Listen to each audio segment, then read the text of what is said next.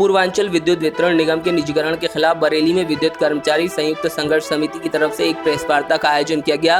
Press conference में बताया गया कि प्राइवेट कंपनियां मोटे मुनाफे पर आम जन को बिजली बेचती हैं, लिहाजा निजीकरण का फैसला जन विरोधी है। लिहाजा 25 सितंबर पंडित दीनदयाल उपाध्याय की जयंती से लेकर 2 अक्टूबर महात्मा गांधी की जयंती तक ज्ञापन 2 अभियान चलाया जाएगा। इस दौरान मुख्यमंत्री योगी आदित्यनाथ से ये भी मांग की गई कि वह इस ओर अपने ध्यान आकर्षित करते हुए प्रभावी हस्तक्षेप कर निजीकरण रोके, नहीं तो कर्मचारी हड़ताल करने को मजबूर होंगे। पूर्वांचल विद्युत वितरण निगम लिमिटेड का निजीकरण का जो फैसला है वो जहां एक और जन विरोधी है वही कर्मचारी विरोधी है। इसी पर विस्तृत जानकारी देने के लिए प्रेस कॉन्फ्रेंस का आह्वान किया गया। मैं आपको ये बता दूं कि सन 2000 में जब विघटन किया गया था तो हमारे पावर कॉरपोरेशन का घाटा था 77 करोड़ रुपीस। वर्तमान में ये घाटा बढ़कर सकल घाटा 95,000 करोड़ रुपये हो गया है। निजीकरण के 2 बेहतरीन एग्जाम्पल और हैं जो निजीकरण उत्तर प्रदेश में हुए हैं। एक आगरा है जो टोरेंट के पास है, दूसरा MPCL है ग्रेटर नोएडा में। दोनों ही ऐसे एग्जाम्पल्स हैं जहां पर Uttar Pradesh power corporation limited महंगी बिजली खरीदकर सस्ते दामों में प्राइवेट कंपनी को देती है और प्राइवेट कंपनी उसी सस्ती बिजली को कम से कम 8-8 रुपये 3-3 रुपये के मुनाफे पर उसको बेचती है आम जन को। इसे अगर मैं कहूँ जन विरोधी तो जन विरोधी इसलिए है, मैं आपको बता दूं वर्तमान में पावर कॉरपोरेशन ने जो अपना नियामक आयोग में फाइल किया टैरिफ रेट, उसमें ये बताया गया है कि जो लागत आ रही है यूनिट की वो आ रही है 7 रुपये 90 पैसे और कंपनी एक्ट में लिखा हुआ है कि कोई भी प्राइवेट कंपनी कम से कम मुनाफा 16% लेगी ही लेगी।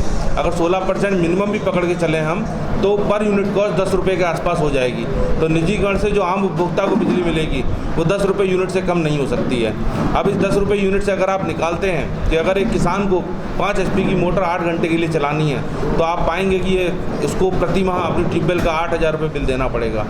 इसी का विरोध करते हुए और दूसरी ओर जहां कम से कम हमारे 25,000 कर्मचारी जिसमें से रेगुलर के हमारे करीबन 12,000 एम्प्लॉय रेगुलर के हमारे जो है जॉबलेस होने वाले हैं, उनके लिए ये कर्मचारी विरोधी भी है। इसीलिए हमने तय किया है कि 25 सितंबर जो हमारा डेट है, जिस दिन पंडित दीनदयाल उपाध्याय जी की जो जयंती है, जिस दिन अंत्योदय का जो उन्होंने सपना देखा था, 10 रुपये यूनिट तो कोई गरीब आदमी बियर कर ही नहीं सकता है। हम उस दिन से जन जागरण अभियान चलाएंगे। जन जागरण अभियान में MPs MLAs को जो है ज्ञापन देकर पूरा बताएंगे विस्तृत तौर पर कि ये निजीकरण किसी भी कीमत पर किसी भी के भी फेवरेबल नहीं है और इसको हम 2 तारीख माननीय अपने महात्मा गांधी जी की जयंती तक चलाएंगे। अभी वर्तमान में हमारा जो विरोध चल रहा है वो 1 घंटे का पूरे प्रदेश में चल रहा है।